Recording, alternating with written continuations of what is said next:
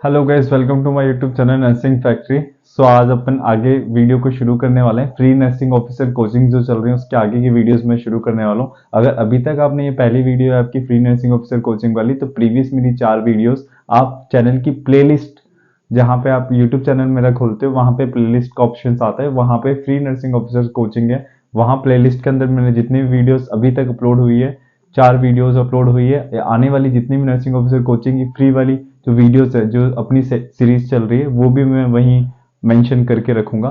तो आप वहां जाके भी प्लेलिस्ट चेक कर सकते हैं या चैनल के वीडियोस के अंदर भी जाकर देख सकते हैं प्रीवियस 4 वीडियोस। अपनी ये 5th वीडियोस है। अपन पढ़ रहे थे इसके अंदर कोलोस्टोमी का पढ़ रहे थे।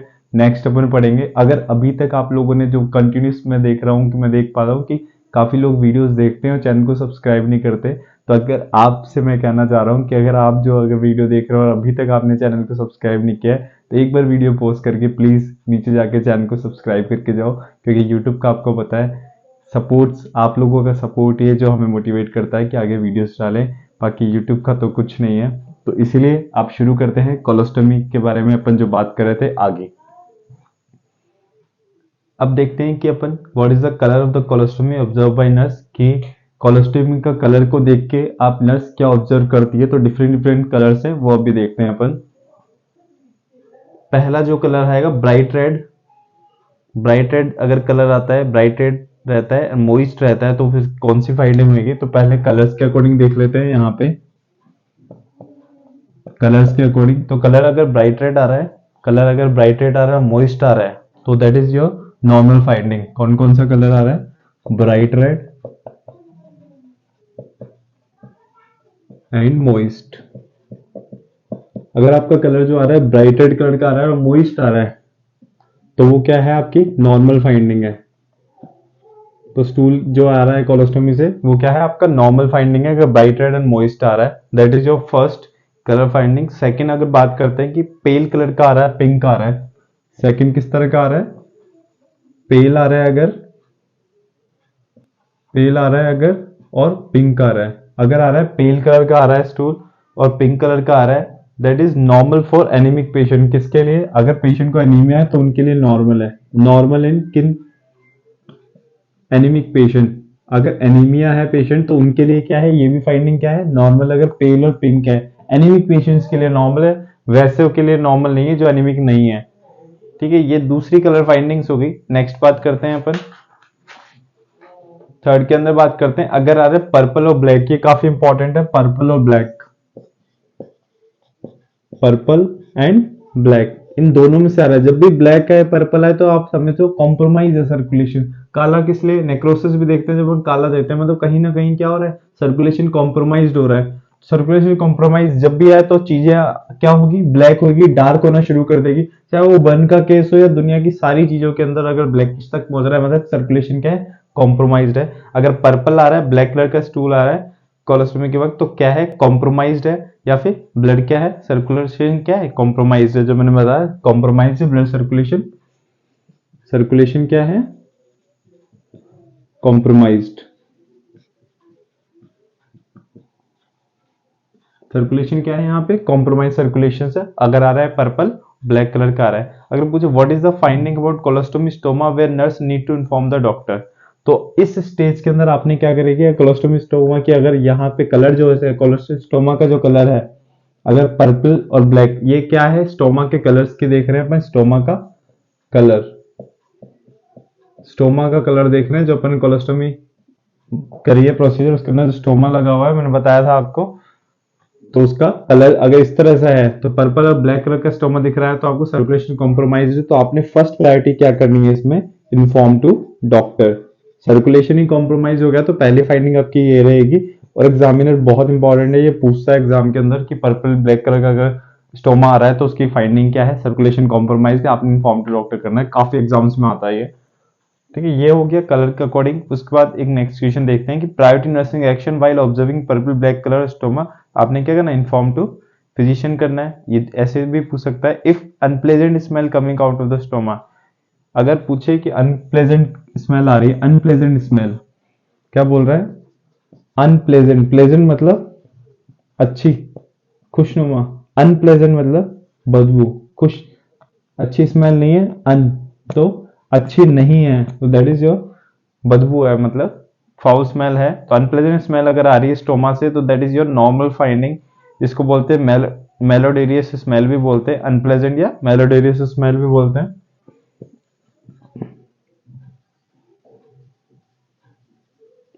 अनप्लेजेंट या मेलोडोरियस स्मेल आ रही है तो वही फाउल स्मेल आ रही है। तो अगर ये फाउल स्मेल आ रही है तो that is your normal finding,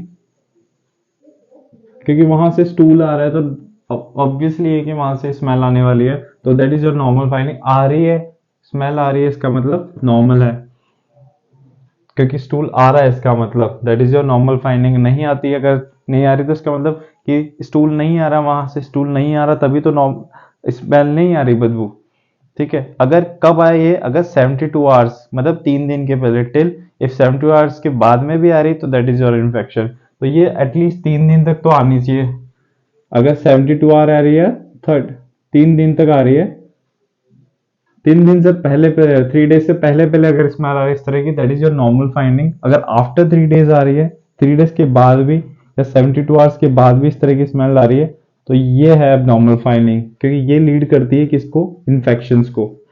क्या हुआ है स्टोमा के अंदर, इन्फेक्शन हुआ है, क्योंकि अभी तक क्या है, जो मेलोडियस स्मेल थी या फिर अनप्लेजेंट स्मेल थी वो अभी तक गई नहीं, तो that indicate is your stoma is infected, that is your infection की है। तो फिर आपने इन्फॉर्म टू डॉक्टर करना है आपके। तो ये आपको समझ में आना चाहिए, कलर अकॉर्डिंग भी अपन बता देते हैं स्टोमा को। तो after 72 hour unpleasant smell is due to cause by the infection, abnormal finding है। तो नर्स जो ऑब्जर्व करती है वार्मनेस, रेडनेस एंड पेन और इडिमा अराउंड द स्टोमा। तो ये क्या करेगी, अगर इन्फेक्शन आ रहा है तो वार्म फील कर सकती है नर्स, क्या कर सकती है, वार्म फील कर सकती है, रेडनेस फील कर सकती है अराउंड द स्टोमा। रेडनेस हो जाएगा, वार्म होगा, मतलब इन्फेक्शन के साइन फील करेगी, तो ही पता चल जाएगा कि क्या हो रहा है, पेन हो रहा है, एडिमा हो रहा है, रेडनेस हो रहा है, तो पता लग जाएगा कि इन्फेक्शन के साइंस हो रहे हैं यहाँ पे। तो क्या हुआ, ये चांसेस क्या है, एबनॉर्मलिटी है, एबनॉर्मल फाइंडिंग्स है। अगर रेडनेस पेन दिख रहा है, अराउंड द स्टोमा दिख रहा है, तो प्रॉब्लम है, इसका मतलब इन्फेक्शन स्प्रेड हो गया, इन्फेक्शन हो गया, तो आपने डॉक्टर को इन्फॉर्म करना है और आपका स्टोमा जो है इन्फेक्टेड है, that is your abnormal finding. और normal finding is unpleasant smell less than 3 days या 72 आवर से पहले आए तो that is your normal finding. तो आपको ये चीजें आपको पता होना चाहिए। नेक्स्ट अपन देखते हैं कि ऑब्जर्व स्टूल फाइंडिंग। आपने कैसे स्टूल को कैसे पता करना है कि यार स्टूल की कंसिस्टेंसी के अकॉर्डिंग मैं बता दूं कि कहाँ से स्टूल आपका निकल रहा है, तो आपने कहाँ पे कोलोस्टोमी परफॉर्म की है। तो ऑब्जर्व स्टूल फाइंडिंग के अंदर असेंडिंग अगर आपकी कोलोस्टोमी करी हुई है आपने, तो स्टूल का क्या आएगा, लिक्विड स्टूल आएगा। मैं बताता हूँ, मैंने पहले भी बताया है, असेंडिंग अगर करोगे आप, असेंडिंग कॉलम में करोगे तो स्टूल कैसा आने वाला है, लिक्विड स्टूल आने वाला है। ट्रांसवर्स अगर करोगे आप, ट्रांसवर्स कॉलम के अंदर करोगे तो उसके अंदर सेमी सॉलिड स्टूल आने वाला है। असेंडिंग के अंदर करोगे तो स्टूल क्या आएगा, लिक्विड स्टूल आएगा। ट्रांसवर्स में अगर आप करते हो तो स्टूल का जो कंसिस्टेंसी आएगी वो क्या आएगी, सेमी सॉलिड आएगी। और जब आप सिग्मोइड में करते हो तो कैसा आने वाला है, सिग्मोइड में अगर मैं कैसे करूँ, तो सिग्मोइड में अगर करूंगा तो कोलोस्टोमी अगर सिग्मोइड में हुई है, कोलोस्टोमी अगर सिग्मोइड हुई है तो स्टूल की कंसिस्टेंसी कैसे आएगी, नॉर्मल आएगी। अगर असेंडिंग के अंदर हुए, यहां हुआ है स्टूल, तो अभी तो लिक्विड है ही, अभी तो वाटर एब्जॉर्प्शन होना बाकी है, क्योंकि लास्ट में जाके होएगा वाटर का एब्जॉर्प्शन, अभी तो स्टार्टिंग है।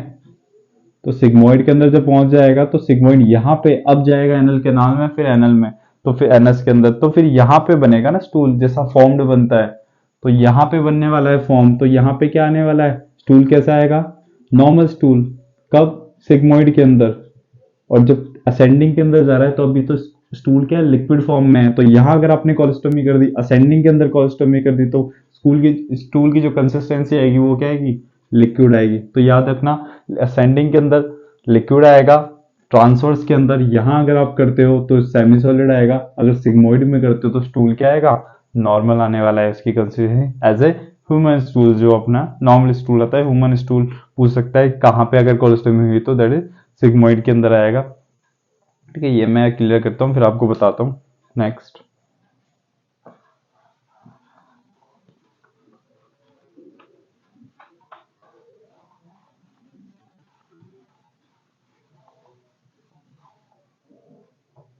नेक्स्ट बात करते हैं, एक और चीज बताता हूँ कि अर्ली इंडिकेटर ऑफ इन्फेक्शन अगर observe by nurse in surgical site, अगर पूछे कि सर्जिकल साइट है, कोई सर्जिकल साइट है उस पे अर्ली इंडिकेटर ऑफ इन्फेक्शन पूछे कि अर्ली इंडिकेटर इन्फेक्शन का क्या है, अगर पूछे तो पहला क्या बताऊंगा कि रेडनेस हो रही है, दूसरा क्या है फीवर। कोई भी सर्जिकल साइट में अर्ली अर्ली इंडिकेटर पूछे तो पहले बोलना है रेडनेस और सेकंड क्या बोलना है फीवर। फर्स्ट क्या बोलोगे रेडनेस और सेकंड क्या बोलोगे फीवर बोलोगे अगर अर्ली इंडिकेटर पूछ ले कि सर्जिकल साइट का।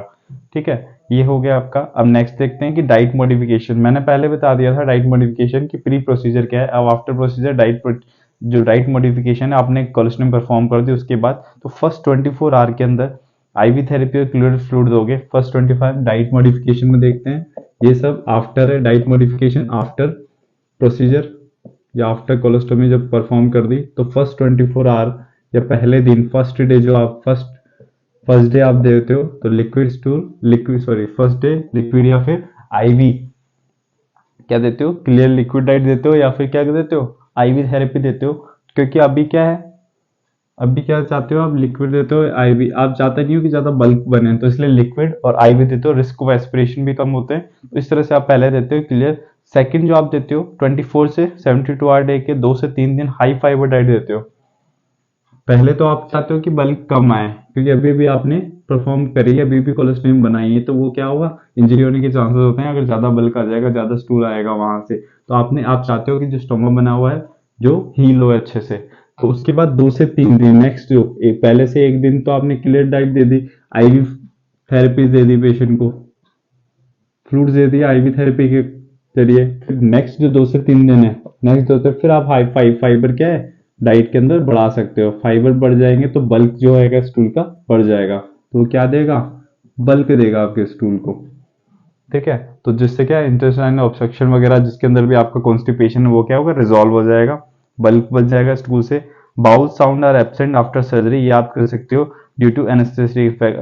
बट अगर कोई पूछे कि यार आपने सर्जरी करी है, कोलोस्टोमी का प्रोसीजर कर लिया आपने, तो आप सर्जरी कर ली वहां पे स्टोमा बनाया उसके बाद में बाउल साउंड नहीं आ रहे, तो अगर बाउल साउंड एब्सेंट है, बाउल साउंड अगर एब्सेंट है आफ्टर सर्जरी तो क्या हो that is your normal finding है। क्योंकि क्या हो सकता है एनेस्थेटिक इफेक्ट हो सकता है, आपने सर्जरी के लिए पहले एनेस्थीसिया यूज किया था इसलिए सर्जरी क्या है सर्जरी का एनेस्थेटिक इफेक्ट हो सकता है, इसलिए क्या है बाउल साउंड क्या हो सकते हैं एब्सेंट हो सकते हैं, but that is your normal finding.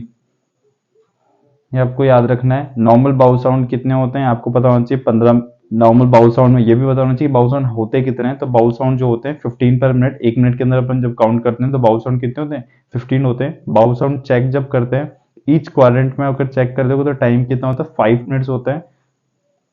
देखो बाउल साउंड नॉर्मल कितना बताया मैंने 15,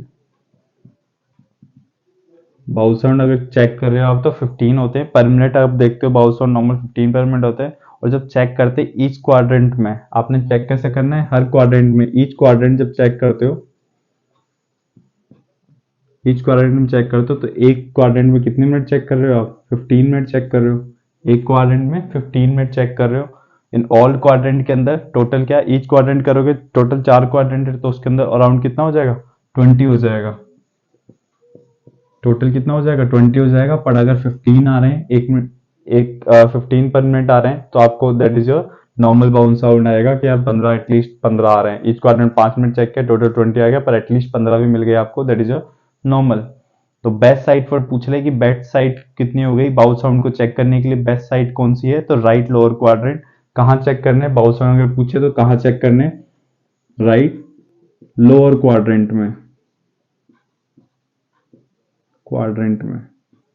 एब्डोमिनल को 4 रीजन में तो काटू तो मैं, right upper quadrant, right lower quadrant, left upper quadrant, left lower quadrant. तो राइट लोअर क्वाड्रेंट यहाँ पे ileocaecal region, ileocaecal region ICR बोल दो, इलियोसिकल रीजन यहाँ पे सबसे अच्छे बाउल साउंड चेक होंगे। ईच क्वाड्रेंट 5 मिनट करें तो 5 5 5 5 करें, टोटल 20 आने चाहिए, 15 भी आ गया दैट इज योर नॉर्मल। तो that is your normal bowel sound. अगर एब्सेंट हुए आफ्टर सर्जरी जस्ट तो एनेस्थेटिक इफेक्ट के साथ हो सकते हैं, तो that is your normal finding. ये आपको पता लग गया होगा गाइस, ठीक है, यहां तक आई होप क्लियर हो। अगर पूछे कि हाइपोएक्टिव साउंड है, हाइपोएक्टिव कब है तो नॉर्मल मैंने बताया 15 है। हाइपर एक्टिव कब हो सकते हैं? जब कम हो सकते हैं। कितने से कम? अगर हाइपर एक्टिव है, कम है, तो 5 से कम हो सकते हैं। और हाइपर एक्टिव है, पूछे हाइपर एक्टिव है तो 20 से ज्यादा। कभी भी किसी का लीस्ट और किसी का हाई देख लो, 5 से कम हो रहा है that is your hyperactive bowel sound. अगर 20 से ज्यादा हो रहा है, क्योंकि ईच क्वाड्रेंट 5 थे, that is your hyperactive bowel sound. ठीक है, ये आपको क्लियर होना चाहिए चीजें, बहुत इंपॉर्टेंट है। बाउल साउंड ये मेनली पूछता है कि कौन से क्वाड्रेंट के अंदर देखते हैं, तो राइट लोअर क्वाड्रेंट जो होता है वो इंपॉर्टेंट है हमेशा। राइट लोअर क्वाड्रेंट के अंदर अपन क्या करते हैं? बाउल साउंड चेक करते हैं मेनली। ठीक है, ये आपको पता होना चाहिए। ठीक है, मैं इसको क्लियर करता हूँ फिर करते हैं।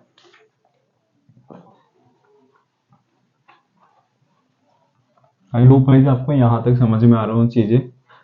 अगर मेरे को इस चैनल की में आप सपोर्ट करना चाहते हैं तो आप जब वीडियोस के नीचे जाओगे तो एक सुपर थैंक्स का ऑप्शन भी है, तो आप चैनल को और इस सीरीज को सपोर्ट कर सकते हैं, ताकि आने वाली वीडियोस के लिए थोड़ा सा मोटिवेशन मुझे भी मिले। चैनल को सब्सक्राइब करते रहना और सपोर्ट करते रहना।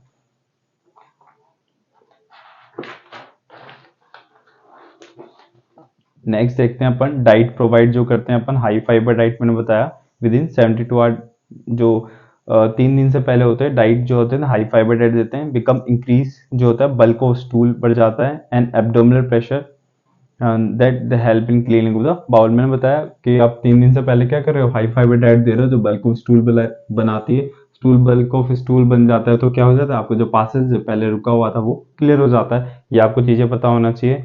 उसके बाद आफ्टर सेंट्रल कोलोस्टोमी, अब देखते हैं कि ये तो मैंने बता दिया कि लेस देन 2 से 3 डे आपने क्या करना, हाई फाइबर डालनी है, हाई फाइबर डाइट देनी है। पर 3 डेज के बाद या 72 आवर डेज के बाद क्या करनी है? आपने नॉर्मल डाइट रखनी है, नॉर्मल डाइट देनी है पेशेंट को।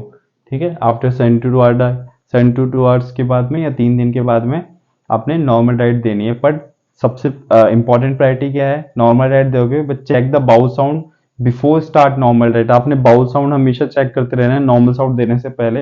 और आपने क्या करना है? Avoid high fibre diet. तो क्यों?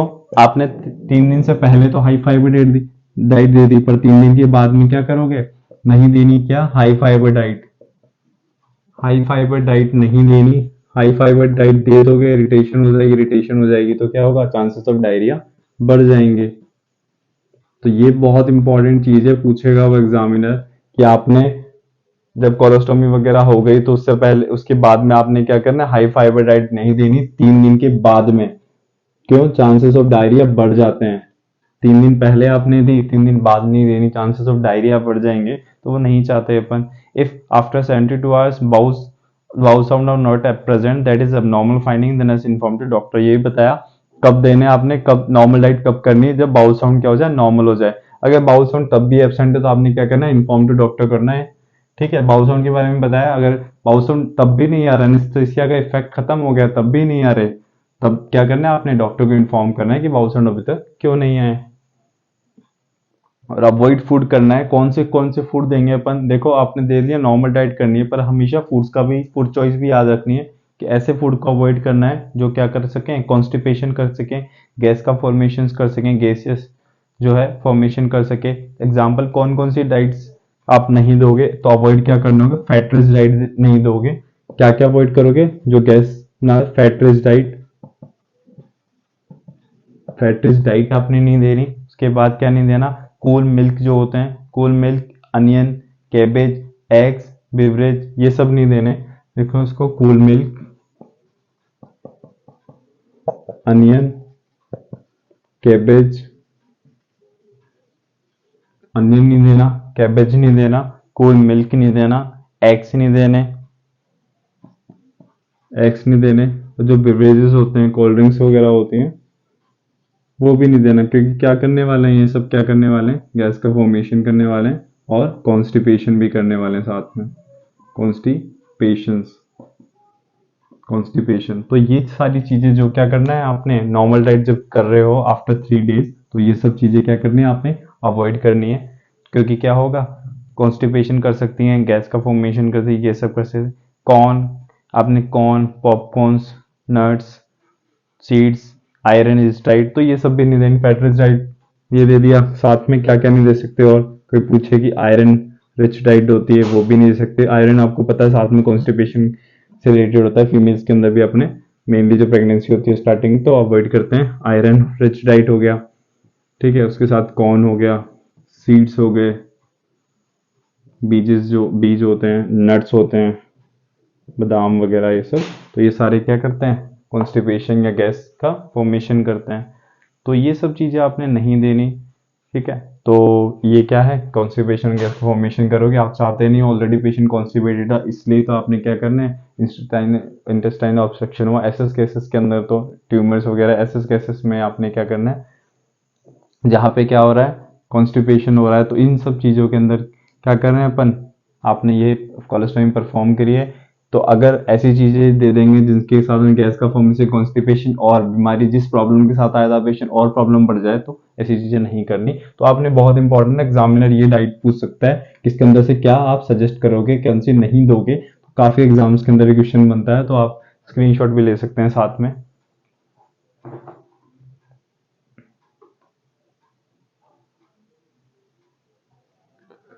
सो गाइज यहीं तक आज। नेक्स्ट अपन पढ़ेंगे कोलोस्टोमी इरिगेशन, इसी के साथ में जो कोलोस्टोमी का है वो टॉपिक आपका खत्म हो जाएगा। अगर आपको वीडियो अभी तक समझ में आई हो, पढ़ाने का तरीका अच्छा लगा हो, तो प्लीज़ मुझे कमेंट सेक्शन में बताएं। और साथ में आप मेरे चैनल को सपोर्ट भी कर सकते हैं सुपर थैंक्स के जरिए, चैनल को सब्सक्राइब भी कर सकते हैं। चलो मिलते हैं अगले वीडियो के अंदर।